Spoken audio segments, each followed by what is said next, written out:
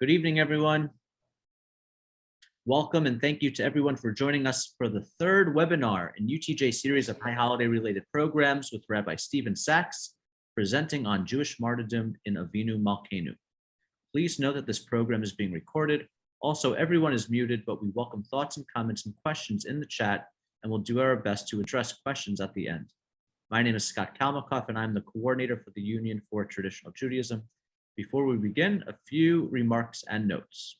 Thank you to our sponsors for this program, Marty Zukoff, who's sponsoring in honor of his former rabbi, Stephen Sachs, and Noah Gradowski. Thank you for sponsoring.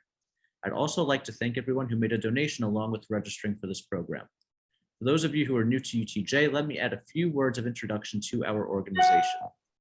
The Union for Traditional Judaism, UTJ, is a group of rabbis, scholars, and lay people who advocate for a passionate, open-minded approach to Torah study and observance of Jewish law, rooted in classical religious sources and informed by modern scholarship.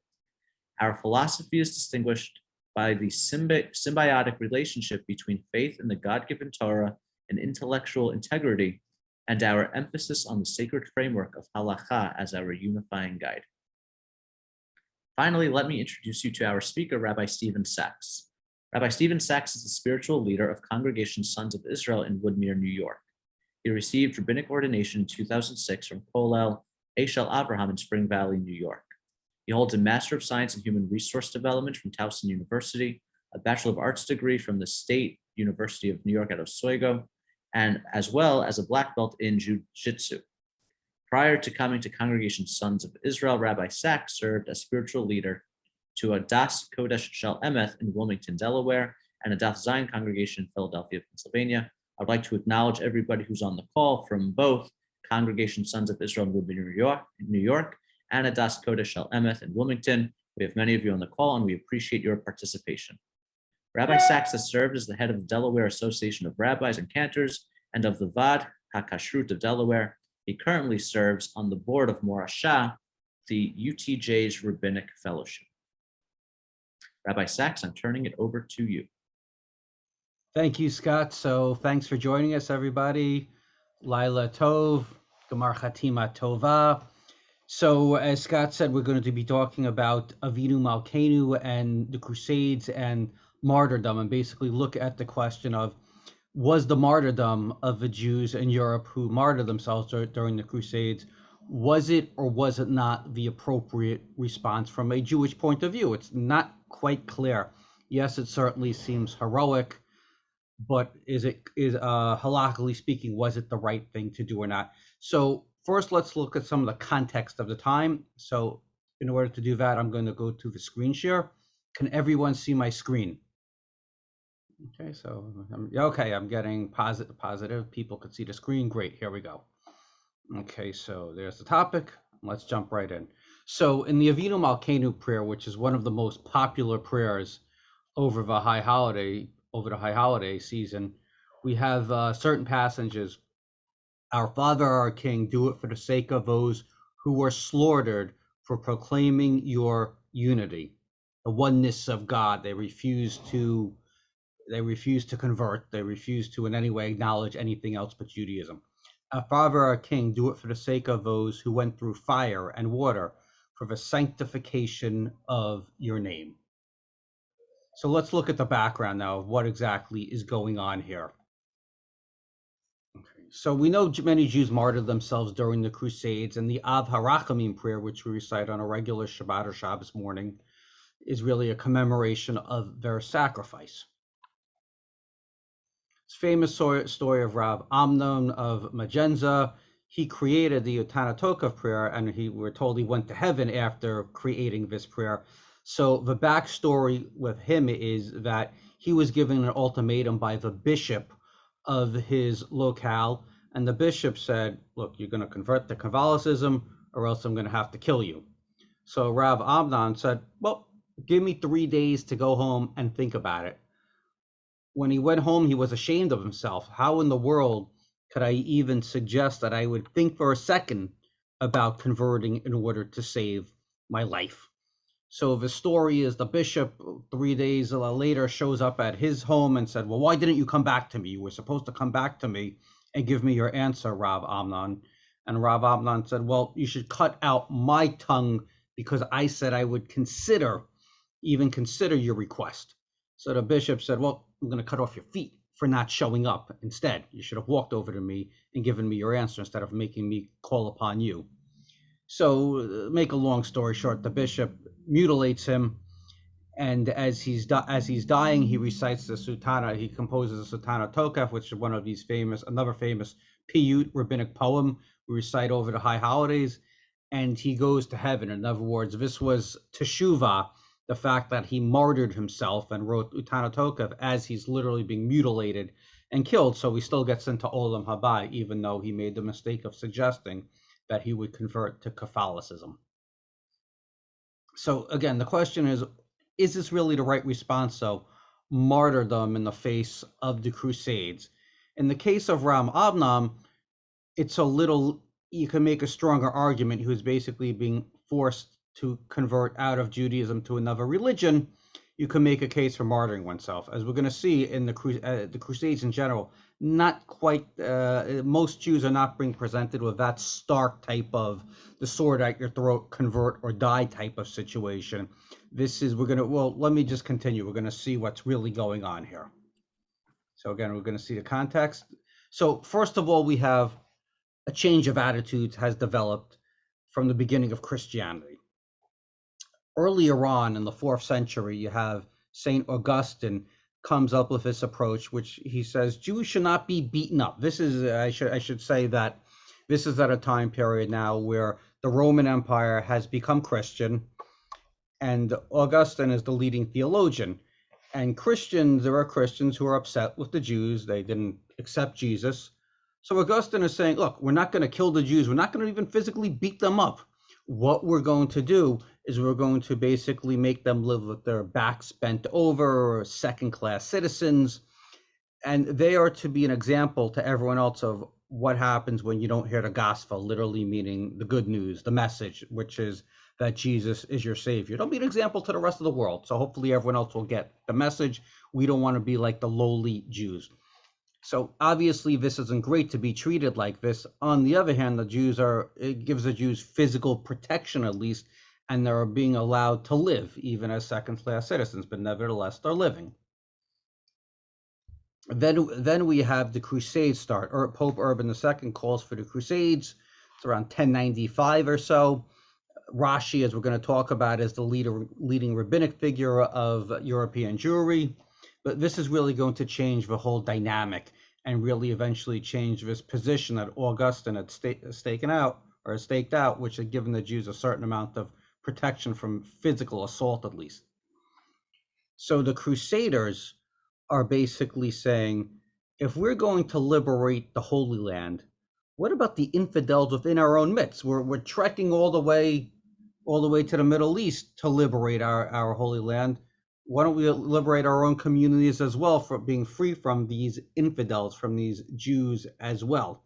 Now, most of these Crusaders, by the way, are knights, and they're basically being given an indulgence by the Pope. What that means is the Pope basically is saying, look, I know as a knight you have to do some not so great stuff sometimes. You go into battle, you're killing people, but basically this is a way of we're going to forgive you for whatever sins if you sign up for God's army and go liberate the Holy Land. So this is how he's getting knights to go fight. So these people are basically hyped up on a religious high in a certain sense, saying we're going to be forgiven for our sins. So now they're really taking it like this is like almost extra credit. They're saying, well, shouldn't we go cleanse our own lands as well as the Holy Land as well? Now, by the way, we have to note, and this is very important here, this is not the Pope who is saying go attack Jews at this point. This is the followers, as we just said, taking it upon themselves to attack these Jews in places like the Rhineland. Nobles who often it was in their economic interest to protect the Jews, at least to a certain degree. That's why Jews are often allowed on their lands. Jews provide economic functions for them that are of value. The nobles simply cannot overpower these mobs, and these mobs start attacking Jews. Now, our sources here are from 3 Hebrew Chronicles, which take place 100 years after the event, and they mention the Jewish heroism. So just to think about this for a minute, picture that we're in 2022. So picture first writing about something that took place in 1922, and we have shortly after the end of World War One, Spanish flu, 1918 ended around this time. So imagine 100 years later having the first written historical records. So the question, of course, is going to be how accurate are these records really, being they took place, they were written so long after the event. Nevertheless, this is simply, these are the records that we have, so it's really all we have to work with, barring some new historical discovery. So according to these records, 5,000 Jews were killed, so a significant number of Jews were killed during these attacks. What was the Jewish response to these attacks? Well, some Jews were able to pay for protection. You pay the noble enough money, maybe to protect at least your family or a small group of you, that he may be able to do. He may not be able to protect the Jewish community en masse, but small groups were able to buy some sort of protection. Some Jews were able to fight back, even though they were severely outnumbered, didn't have the weapons. The primary response was to fast and to pray, which makes sense when you really don't have any real chance of physically fighting back and surviving. You could see why people certainly would fast and pray. Remember Moshe Rabbeinu at the Yam Suf at the Sea of Reeds too, when he calls out to God and God says, "Ma titzak alai, why are you crying out to me, Moshe? Go forward and make something happen." Well, the rabbis look at the response and they say, well, Moshe was right to pray on one hand to God. He's standing at the sea, the Egyptian army is bearing down on him. On the other hand, God is saying, you pick up your staff and make something happen. So we also endorse trying to help yourself as well. So we have elements of all of these. Jews are looking for protection. They're fighting back to the best of their abilities, and they're fasting, which is considered a form of supplication or prayer to God. And then they're just praying, outright praying, moving their lips, praying as well. Okay, and so the idea of, and some Jews martyr themselves. Now, the idea of martyrdom is not totally new to Jewish history, even though it's never really been emphasized. We have the famous passage in 2 Maccabees, the apocryphal work. Apocryphal simply means it's not in the Jewish canon, biblical canon. It's actually found in the Christian biblical canon. What happened was when the Bible was translated into Greek, the Septuagint, there were books put in that weren't put in the Jewish biblical canon, and later on the Catholic Church took the Septuagint and used it as the basis of their biblical canon. So very ironically, if you want to read the book of the Maccabees, you don't open up a Jewish Chumash, you open up a Catholic Bible and you'll find the books of the Maccabees, which speak about the revolt against the Seleucid Syrian Greeks, as it contains other stories as well, but that's where you'll find it. But the most famous, a very famous story which speaks to our issue is found in 2 Maccabees of Hannah and her sons, where Hannah and her children martyr themselves instead of eating unkosher food. The story is that the Seleucid Syrian Greek king, Antiochus IV, the bad guy of the Hanukkah story, and maybe another time I'll do, and I know a lot of people in Delaware have heard my my Hanukkah spiel, where the real history probably is Antiochus wasn't really the guy who was forcing the Jews to leave Judaism. It was more of an internal Jewish civil war, but that's a different subject. But according to the story, at least, we have Antiochus is saying to the Jews, or saying to Hannah and her sons, this Jewish family, you better eat the treif, the non-kosher food, or else I'm going to kill you. And they refuse, and Hannah and her 7 sons wind up martyring themselves instead of eating the non-kosher food, which probably is making some of you say, wait a minute, doesn't Jewish law say you're only supposed to sacrifice your life in the case of, or someone forces you to do avodah zarah, idolatry, shafut damim, kill somebody else? In other words, someone says, I'm going to kill you unless you kill someone else. And gilui ariel, which are forbidden, like incestuous, marital or adulterous type of acts. Those 3 you're supposed to martyr yourself over. That's the general idea, or at least But other sins, the general idea is you don't martyr yourself. There's a joke which makes the point very well, where a non-Jewish guy goes up to a Jewish guy and says, here's a cup of unkosher wine. I'm going to kill you unless you drink it. So the Jewish guy, he takes his cup, he looks at his cup, and he said, well, if you're going to force me to drink it, at least fill the cup up all the way. And he drinks the cup, full cup now, and survives. So that's the general idea, is in most circumstances, you must violate the Jewish law in order to save yourself. The Jewish law is you have to violate the law in order to save yourself. But we're going to see that's not quite as clear as it seems to be, and it's not quite as clear as most people understand it to be. So we'll get to that very soon. Another notable time when Jews martyred themselves was the Hadrianic persecutions during the martyrology part of the service on Yom Kippur. We'll be reciting in a few days. It makes reference to these martyrs too, who martyred themselves rather than give up practicing Judaism when the Romans said you can no longer practice Judaism. Just to give context to that, what had happened is after most historians believe it was after the revolt, the Bar Kokhba revolt against the Roman Empire, the Emperor Hadrian forbid certain practices, the practice by and large of Judaism. People like Rabbi Akiva martyred themselves.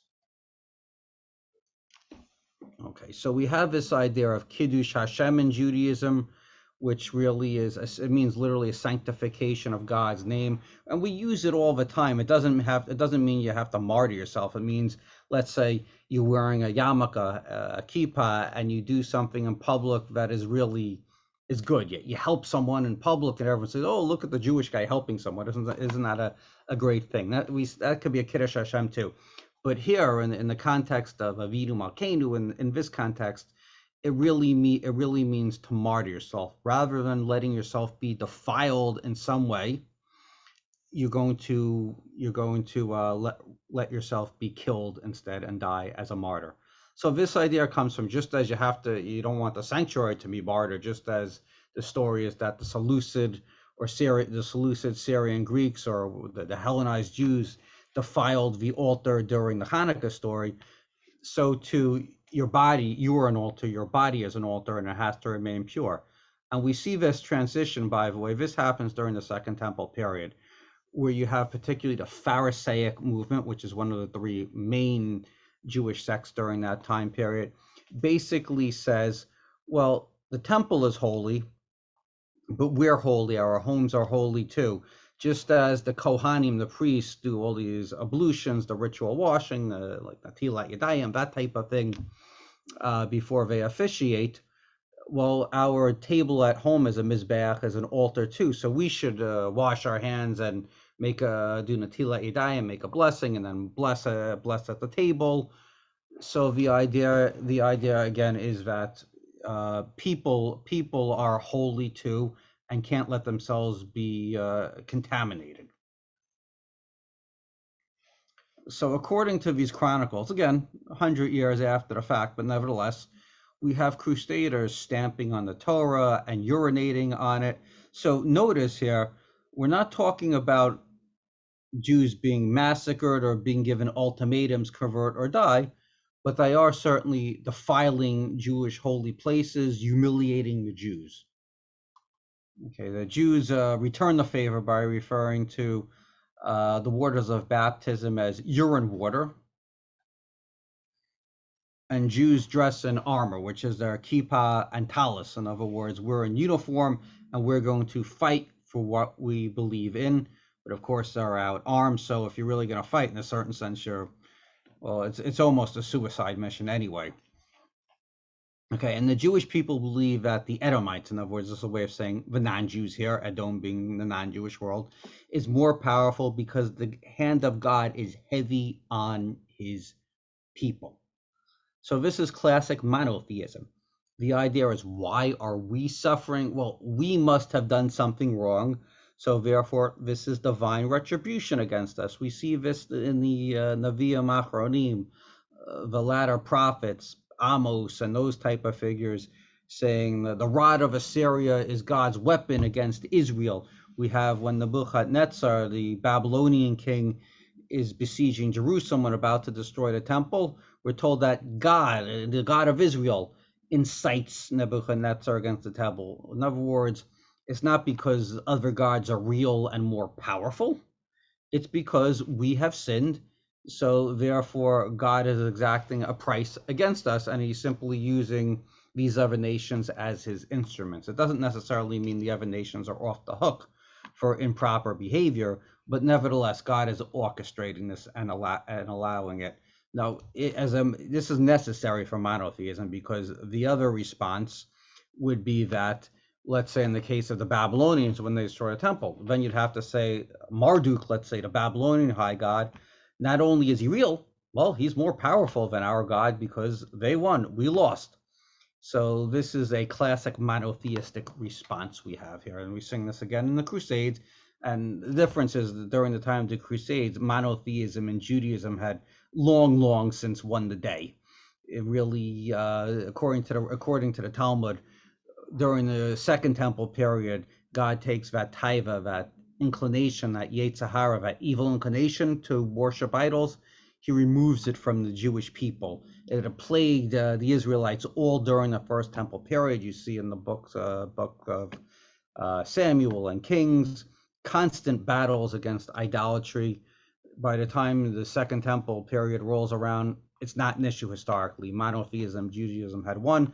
And we see during this much later time period of the Crusades, it still has its hold over the Jewish people. You don't have any Jews running around saying, well, maybe we were wrong not to accept Jesus 1,000 years ago, or whatever it was. So instead they go to this classic monotheistic response here. So let's look at the Jewish legal question at hand now here. Was this really right for them to martyr themselves or not? Okay, so this is very extreme here. We have mothers killing their children. You're not going to take my children alive, rather we'll all die. They appeal for God to avenge their blood. So God, I'm going to kill myself because I'm loyal to you. I'm not going to let these people defile me. So therefore, I want you to avenge my death. Very extreme type of behavior here. Okay, this basically was not really a Sephardic response. They, by and large, did not martyr themselves. They often feigned conversion. There's a famous letter that an unknown person wrote to the Rambam, Maimonides. The story was he was fleeing the Almohads, who were in Algeria. Today would be Algeria, North Africa. And what had happened is the Jewish community was living there, and they were living under a tolerant Islamic regime. They were second-class citizens, but they were treated relatively well. And then you had this much more extreme group of Muslims, the Almohads, come in, and they basically are giving Jews ultimatums: convert or die. So most Jews did what later on the conversos would do, and feign conversion. So the letter is this: one of these Jews wrote a letter to the Rambam after feigning conversion, saying, should I continue to practice Judaism? I'd very much like to, but I do have to admit, to save my life, I pretended to convert. So the story is, the first rabbi he asked, and we don't know historically who this first rabbi is, the first rabbi said, no, you converted out of Judaism. There's no point in you even keeping the mitzvot. Good riddance. You're a Benedict Arnold. You're a traitor. So the Rambam says, no. He said, look, in theory, would have been nice if you hadn't converted. Does that mean he should have martyred himself? Unclear. But the more important part is the Rambam says you still should keep the mitzvot to the best of your ability, even if you have to do it secretly and feign acting like a Muslim. No, you're still, we don't let Jews go. You're still a descendant of Abraham. Yes, by all means, practice as Judaism as much as you can. So we have where we see the Jews during the Crusades martyring themselves over much less here. They're not having a sword being put to their throat. It's just, it seems by and large to be the shuls are being destroyed, the Torahs are being desecrated, and Jews are martyring themselves over this. And historically speaking, I'm going to say that this is a joke my daughter showed me on. My daughter showed me on one of these YouTube things, a Jewish comedian. But it makes the point sometimes the approach, the difference between a Sephardic approach and an Ashkenazic approach to the way the rabbis approach things. Where you ask a Sephardic guy, "What do you think of your rabbi?" And the guy says, "Oh, he's brilliant. I love him. He's a Talmud Chacham. He knows all the Talmud. He's a great guy." And then you go up to the Ashkenazic guy. "What do you think of your rabbi?" The guy says, "He's a moron. Can't stand the guy." So what I'm saying is, in the Sephardic community in general, and this is a generalization, the rabbinate has been gentler, a little more caring, and I think this came out in the responses in the way when Jews were put in these situations. The Sephardi rabbinate tended to be gentler with its people, not putting these harsh decrees that, "Oh, go kill yourself," instead of letting them defile you. Where the Ashkenazic Jews did exactly that. A lot of them martyred themselves. So different approaches. Okay. Also, there's a question of, the Torah says, "V'chai bechem." Moshe says this right at the end of the Torah as he's giving his farewell to Bnei Israel. You're supposed to live by these commandments. So this is understood in the halachic literature as, by and large, you're not supposed to die in order to keep a mitzvah, except in the cases of what we said, idolatry, murder, and forbidden sexual acts. So the argument would be, well, why are they martyring themselves? Because someone is defiling a Torah. Okay, so there's a lot of historical documentation that we simply don't have, so we're not exactly sure what's going on. And we also should note that probably what's happening here is the Jews are in a sense emulating this idea of what they see in the general culture, where martyrdom had become a very acceptable response in Christianity. So now you have these very pious Jews in a certain sense are being influenced by Christian culture. And for those of you in the past in Delaware, we did some of these classes, Jewish life in Christian and Muslim lands and historical Jewish thought. We see this happened all the time, where Judaism was affected by Muslim culture, by Christian culture, and of course, Judaism influenced these cultures as well. So while in a certain sense you may be surprised, it's not really surprising at all that Christian thought would affect the behavior of even these very pious Jews. And Jews really seem to be doing the killing themselves much more than the Crusaders. As we said, by and large, the Crusaders are not out to kill Jews. They're destroying, they're looting, whatever it may be. They're making the lives of the Jews miserable. But it's the Jews who are killing themselves more than the Crusaders are killing them, and it does have a negative effect. So what the negative effect is that the Crusaders are seeing the Jews killing themselves and saying, well, instead of just plundering, why don't we just kill these people? If they don't want to live anyway, well, then we should kill them. And it also raises in the mind of the Gentile mind, according to some, they may have also said, well, if they're willing to kill themselves, are they going to kill our children too? And this may have fueled eventually these blood libels as well. The classic one, the Jews are stealing Christian kids and killing them for wine for Pesach and those type of things. Okay, so as Jews kill their own, they'll kill ours, as I said. Many have said, no, you're really reading too much into this. So there's a scholarly debate on that. Okay, and later on, as the Crusades go on, they kind of lose interest to a certain degree, thankfully, in the Jewish community, and they focus really more on the war in the Holy Land. Just as an interesting historical aside, originally what the popes were really looking for is they wanted to help their fellow Christians in Constantinople and Byzantia. That was the original reason, real reason why they wanted to raise an army, but they wanted to also inspire the Crusaders to go fight for something besides Christians in Byzantia, often who they didn't feel much of an attachment to. Yes, they were the same religion to a degree, but they were very different. They didn't have much of a cultural connection.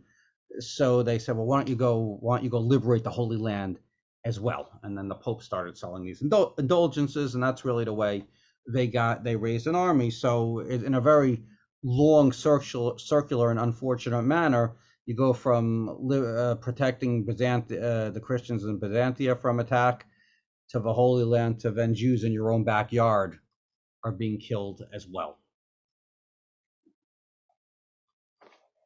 Okay, so we do see eventually these Jewish communities are able to rebuild to a certain degree, but nevertheless, this doctrine that Augustine came up with, which gave the Jews a certain amount of protection, has simply been erased. And again, by the laity, not by the popes. This is a bottom-up phenomenon. The popes can't stop it, don't want, or just don't care enough to try to stop it, perhaps, whatever it is. But you have this Augustine doctrine has been wiped away, and eventually later on it leads to the next major problem that Jews will face, which is these inquisitions. First we had the Spanish Inquisition, and a little earlier on too we have these Almohad, this radical group of Muslims in North Africa, and eventually they wind up in Andalusia in Spain as well, and Jewish communities, including the Rambam himself, are forced to flee from them. Okay, and then when we get to the Inquisition, we really made a major change in the way Jews are being viewed. Now it becomes a mitzvah, shall we say, an obligation to try to save the Jewish soul. So therefore, Jews are given ultimatums that convert, get out of town, or die. And we, of course, we know that sad story. So let's look at for a minute at Rashi, who's the leader of the Ashkenazi Jewish community during this time period. So he's able to return from the Rhineland, or he returns from the Rhineland to France, where he's from originally. He opens a yeshiva. He was a vintner as well, Rashi wine. And he really has to deal with this surface hostility between Christians and Jews. There's an interesting story I heard in one of Beryl Wine's lectures about how when he's in a shul, and the Gabbai won't call up a guy for the Kohen Aliyah because this guy had renounced Judaism in order to save himself at a certain point. And Rashi said to the Gabbai, if you don't call him up, I'm going to call him up. And Rashi actually calls him up. So this is very similar to the Rambam or Maimonides, where the response is, look, all right, it would have been nice if you hadn't converted to save yourself, but let's judge people realistically. As type of approach. Well, if I were in your shoes, maybe I would have done the same thing. So you have this again. Rashi has this tolerant approach, and later on, people juxtapose that to his grandson Rabbeinu Tam, who is this very stark, rigid type of guy. But in the meantime, Rashi has a gentle approach.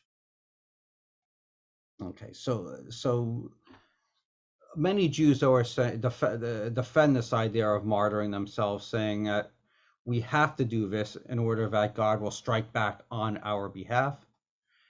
And we have in the Avinu Malkeinu prayer, our Father, our King, avenge the spilled blood of your servants. Literally a request for God to avenge those who martyr themselves on his behalf. So let's dive into a little more specifically, when is martyrdom appropriate? This is from the Talmud and Sanhedrin. So as we said, you're always supposed to martyr yourself to avoid idolatry, murder, and forbidden sexual acts. But then we get to the qualifications in other time periods as well. So in a time of oppression, martyrdom is appropriate even in order to avoid violating a minor mitzvah if you're ordered to do so in front of 10 Jews, in front of a minyan. So the idea is during a time of oppression, you have to stiffen your backbone in order to ensure that Judaism survives. This is not a time to go soft, we're saying. Now, a minor mitzvah could be a non-Jew comes up to you and says, I don't know, turn on the lights on Shabbos or something like that, something along those lines. It's not one of the big three. That's what I'm saying here. They're saying blow out your Hanukkah candles, where you can't light your Hanukkah candles, something along those lines. This basically, historians believe this is really a reference to what's going on during the time of the Bar Kokhba revolt, when again, the Hadrianic persecutions after the Bar Kokhba revolt, when Jews are being forced to stop practicing Judaism, we're saying that anytime they try to stop you, at least in public, you have to stiffen your back and martyr yourself. And then we have a comment. It says that the Gentile authorities were to decree that Jews must change their practices and wear sandal strap like the Goyim wear, like the non-Jews, the Gentiles wear. One would be obligated to give up his life rather than veer from the accepted custom. Notice the word custom or minhag. Rashi points out that this isn't even a Jewish law we're talking about anymore. No one's telling you to violate even a minor Jewish law, however you define that. Now we're saying if they just tell you to do something like the Goyim, the non-Jews do, something that's simply a tradition, you're supposed to martyr yourself over that. So let's just say, I mean, you can see a situation in Brooklyn where you have Hasidim dressed in this very distinctive Hasidic Jewish garb. So you could argue in a time of oppression, if a non-Jew was to say to them, at least in front of a crowd, stop dressing in this distinctive Jewish manner, is he supposed to martyr himself over this? Now we realize, sociologically speaking, you have a debate: is it really Jewish garb or not Jewish garb? Let's leave that aside and simply say that it's garb which represents a certain Jewish sects. And by being forced to remove it, it's a compromise of sorts. And we'll look at also Mishnah Torah, Yesodi HaTorah from Maimonides, very similar to what the Talmud says. He's basically just codifying it into very straightforward halacha. If an idolater will force an Israelite to transgress one of the commandments of the Torah and threaten him with death for disobedience, it is mandatory he transgress the command and not be put to death. Remember the guy who said, yes, I'll drink the kosher wine, just fill up the cup all the way. So he's saying, yep, that's right. That's the right thing to do. And concerning this, it says, that which a man may do and live by, chai bahem. And the Talmud says live by specifically implies that you're not supposed to die for them. Okay, thus if he chooses death and did not transgress, his blood be upon his head. So by not sinning, he sinned, is what it's saying here. But now we have where do we apply these words to? So we're going to add a big caveat here. It seemed like the Rambam was making a blanket sweeping statement, saying not so fast. In certain situations, what I just said does not apply. It says concerning all other commandments save idolatry, adultery, and bloodshed. Okay, we said that already.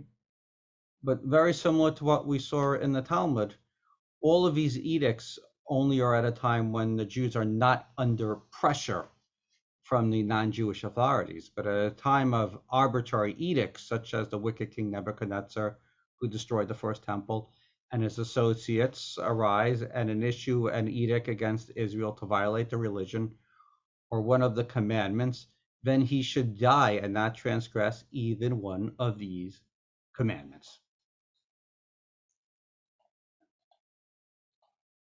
So we see the goal here is to preserve Judaism, and we have this strain in Judaism, which plays out during the Crusades, which is the proper response when Jews are being oppressed is to simply stiffen your back and not give in. And if it means you're martyr yourself, then you're making a point. Perhaps you'll inspire other Jews, but at least Jews are not going to fold and give in to pressure. Now, there's been critics of this view. I never thought of this myself. I guess because the way the Masada story is always presented is that this was such a heroic suicide, and there's questions of, by the way, the historicity of was it really a mass suicide or not. A lot of modern scholars believe that the mass suicide story really is something that Josephus, who was a Jewish historian of the time, really concocted. He took his own experiences from Geppetto. He and his soldiers, he was a general in the revolt against the Romans in the early parts of the war. There was a mass suicide where Josephus's men committed suicide rather than being captured.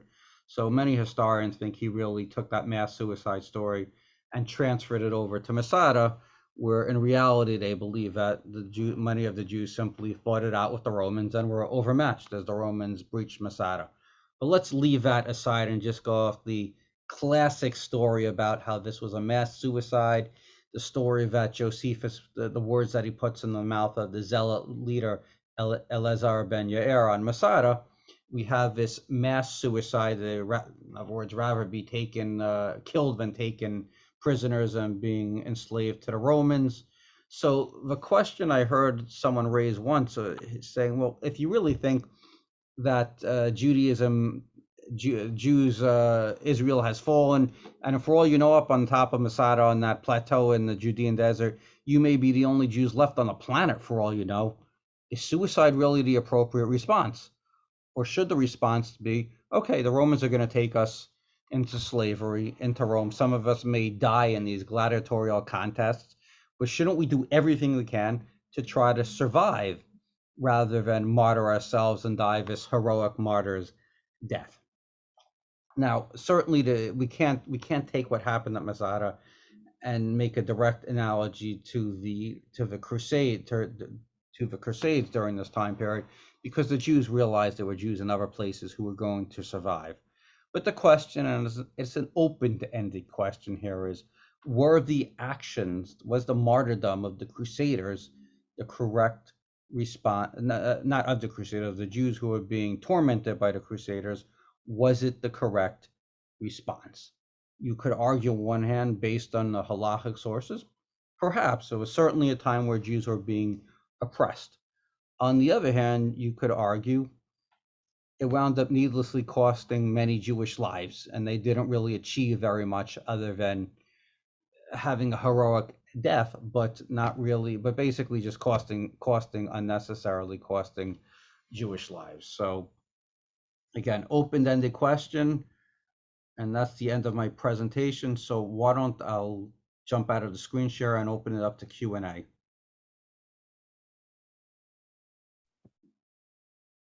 Would anybody like to ask Rabbi Sachs any questions? Yes, I would. Yes, please. So Ted Khan, Sons of Israel. And my main point, and I'm almost really upset at the presentation, sorry, Rabbi, is let's look at the situation. The question of martyrdom has to be opposed to rape, torture, murder, killing of children in front of mothers. If we want to compare it to the Khmelnytsky riots, where there's horrible torture that goes on, excuse me. And now we're questioning, after all these possibilities of what the Crusaders will do. And it's not unreasonable to say that, yeah, the Crusaders will do that.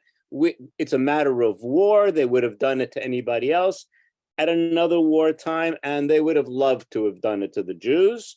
So in the background of all this destruction that is being presented to the Jews,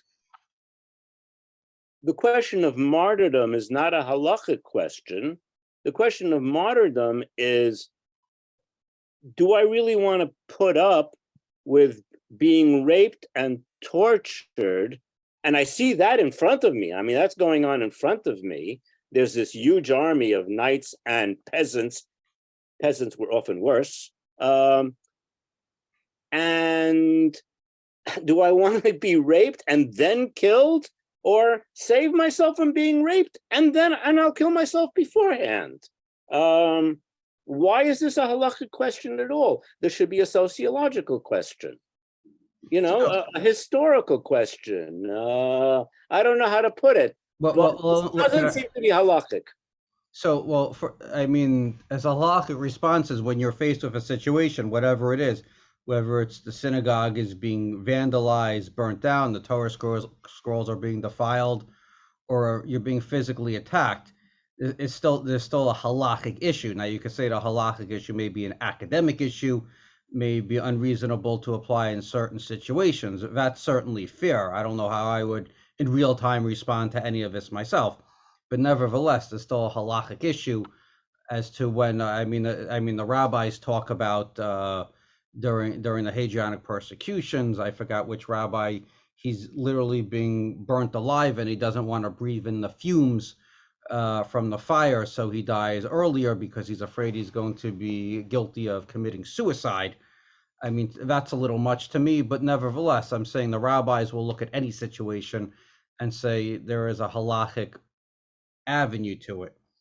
Now, my presentation was mostly based on Professor Ruderman from University of Pennsylvania, raises the question of was a lot of this really, were Jewish lives at stake? Were many women going to be raped, children killed? And again, these are 100 years old after the fact, but he's raising the question here, saying to a large degree, this could have at least been basically, yes, they were destroying Jewish property and making Jewish lives miserable, but it's unclear if Jews were in that mortal type of danger that you would mention or not. By and large, a lot of this was situational. So that's really the question. I mean, yeah, it's a different question. If you know you're going to be killed, you may look at it one way. There's still halakha involved, but you look at it one way. If your synagogue is going to be destroyed, but you're going to escape with your life, you're probably looking at it in a different way. Rabbi, Marty here. Hi, Marty. Rabbi, the preservation of life, the Sephardic Jewish approach to forced conversion, and they just go through the motions. Yes, they outwardly do some of the rituals of Christianity or whatever it is, but they preserve the life of their families. And not only that, they preserve the lives of future generations of Jews. And isn't that paramount? You could look at it both ways, and I don't have a one size fits all answer to that. Is a lot of this is situational. They preserve physical life. On the other hand, you could say if you become too lenient in that direction, then you basically assimilate out. Now, I know that sounds harsh because I'm sitting in a comfortable chair on Long Island in an extremely heavily Jewish community where I'm not in any danger whatsoever of being persecuted because I'm Jewish. But the Ashkenazic response, in fairness, and it may seem extreme, is that if we buckle under, we'll basically lose Judaism. You may save your physical body, but the Jewish soul will be lost. So I think it's very situational, depending, and a lot of this is a lot of judgment calls. I see Lillian Gradovsky has a hand up. You're on mute, Lillian. Hi. Hi. When you talked about the monotheistic idea of that God is putting his hand on when bad things are happening. When you think of the Holocaust, are you saying the monotheistic way of thinking of the Holocaust would be God caused it? So a classic Jewish, and that's an excellent point. I'm happy you brought it up. Is we have to be careful here. So what we believe that God controls the world and everything comes from God. Now we do have to be careful not to blame the victim. And you see in certain circles, they do lapse into that, where they simply say, well, the Jews of Europe were sinful, and therefore God had to bring the Holocaust upon them. I think that is a horrible, horrible statement. I simply say God is control of all as far as I'm concerned. I do not understand why. That is the response you see basically in Sefer Eov, the book of Job, where Job is suffering, and he takes on God and says, God, how could you let me suffer like this? And Job said, God says to Job, listen, my friend, many things are just beyond human comprehension. So I think from a sound Jewish theological response, I think we have to be willing to say, I don't understand. I do believe that God is in control of all, but I just can't understand why he'd allow this to happen. And I think that's a very normal response, is to be upset with God. When people say, and your son, Rabbi Gadowski, actually, I think he mentioned this in his high holiday speech, said when Hannah was upset, what did she do when she couldn't have a child? This is the beginning of Sefer Shmuel.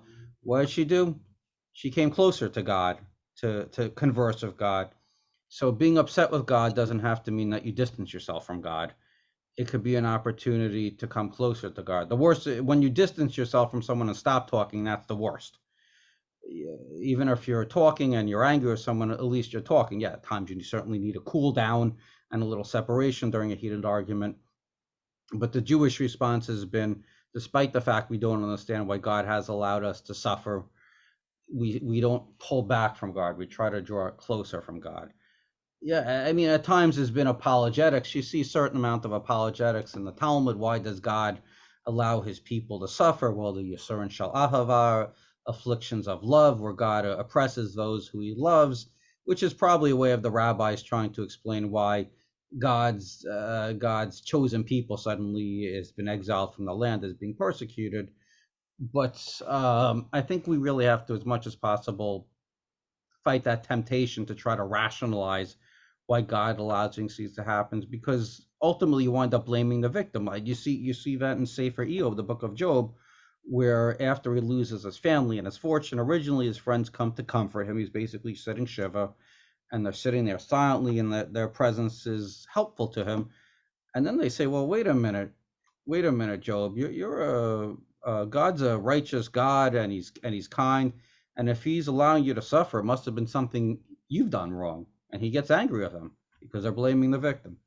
So we have to be careful, despite the fact that we acknowledge God's in control, not to turn it into excusing God at the expense of people who are suffering.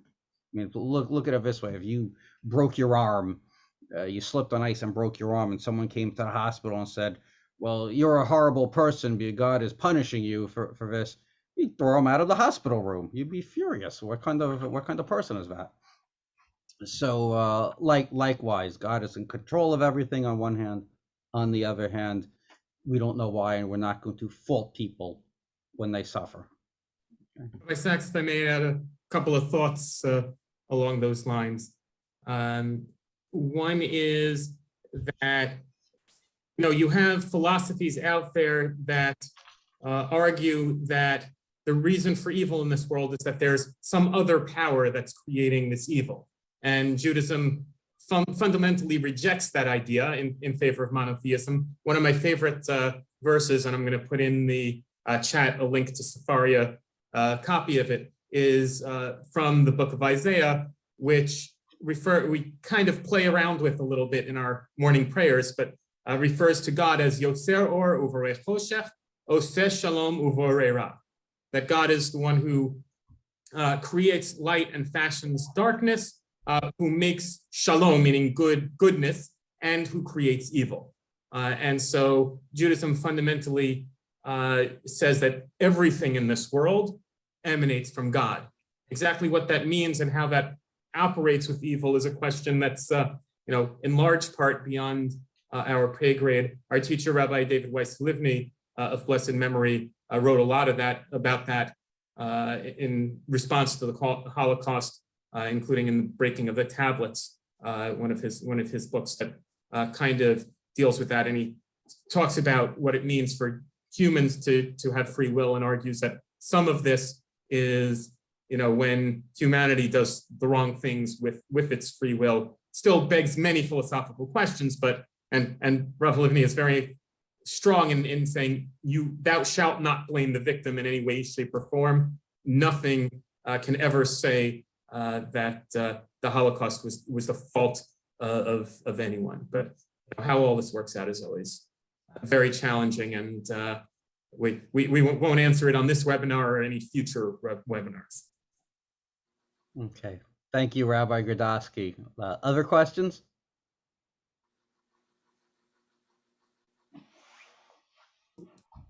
If I may, Rabbi Sachs, you briefly mentioned it, but any references or recommendations for reading on the history of this period? So I got, as I said, most of my information I got from Professor Ruderman's history class. It's the Great Class series, and this course was, I think, between the Cross and the Crescent, it was called. And this was based on one of his lectures. I've also listened to other lectures about the Crusades in general from the Modern Scholar series. I forgot the name of the professor there. But I would go to Teaching Company and listen to Professor Ruderman's series on Jewish history. And he talks about all these Jewish situations, Jews in Muslim lands and Christian lands. And it's fascinating just to see how Jews are treated, the disparate treatment, by and large, being treated better in Muslim lands. Not always the case, but by and large. And in Christian lands, often being treated less well. And he also explains sociologically why, and at times why Jews are relatively accepted in Christian European countries, and in other times are basically told, get out. We don't want you guys around anymore. Thank you. Okay, so. Excuse me, don't you have a basic problem with the covenant set forth in the book of Deuteronomy, where if Israel observes the mitzvot, God will protect the people? And as we've seen from Jewish history, that doesn't always seem to be the case. In the alternative, you have the views of Rabbi Harold Kushner, which says that God is not responsible for all the evil of the world because God does not have all of the authority. Now, if I recollect, poor Rabbi Kushner at certain yeshivot was excommunicated for having these heretical views. So you have a conundrum. Do you still observe the covenant as set forth in Deuteronomy, where you have protection? That's a question which is not easily soluble, apparently, at all. So there's the book of Deuteronomy is kind of the book of Deuteronomy. This is Exodus and Deuteronomy basically give a conditional covenant, in which if you observe the commandments, you do well. If you don't observe the commandments, you're in big trouble, at least for a long period of time, with maybe some light in the end of the tunnel. What you do have is in more of focusing on the earlier portions, God's covenant to Abraham. You have more of this unconditional type of covenant where God will be with the people eternally. So if you view it in terms of the long historical arc, what you really see is, yes, we may suffer in the short term, and it may seem like God's not keeping his end of the bargain, but over the long term, he will. And you could also look at it, and just this is Jonathan Sachs points this out, is that when God makes a promise, it's the Jews have to keep their end of the bargain too. For instance, when God says to Abraham, I'm going to give you the land of Canaan and it's going to go to your descendants, it's not just put there on a silver platter. What does Abraham have to do? First, he has to take possession himself.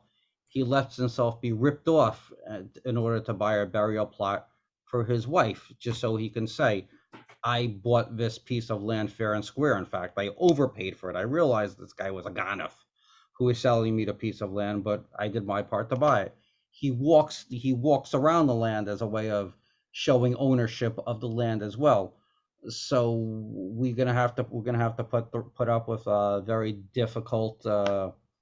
some very difficult experiences, but nevertheless, in the long arc of history, at the end, the Jewish theology is, yes, we're going to keep up our end. We may sometimes stumble. We have the high holidays to kind of get us back on track when we stumble, but we do our part, and we believe there will be a happy ending in the end. This is really the Jewish belief that like a messianic type era, still we're looking to the future instead of lamenting the past. Okay, thank you. Good question. Okay, by the way, Ted Kahn said he recommends a book to everyone. I just saw in the chat, God, Humanity, and History of the Hebrew the Hebrew First Crusades, narrative by Robert Chazan. So it sounds like a good read as well, if people want to read up on this more. Okay, anyone else? Okay, so why don't we wrap it up here? Wrap it up, Rabbi Sachs. Yeah. Thanks again to Rabbi Sachs and everyone who joined us this evening. We will send out a link to the video recording of this program in case you missed anything or would like to share the video with others. Thank you to our sponsors whom we named at the beginning of the webinar, and we will also share in the chat their names. Thank you again for sponsoring. I just want to mention that we have another event coming up, another webinar sponsored by the UTJ. The title of the webinar is Lessons from Kohelet with Rabbi Moshe Weisblum. I am sending the registration link in the chat, so you can register if you would like to do so. That's coming up on October 13th at 12 p.m. Eastern Time. Thank you all for being here this evening. Gemar Chatima Tova. Have a Shana Tova, and we will see all of you soon.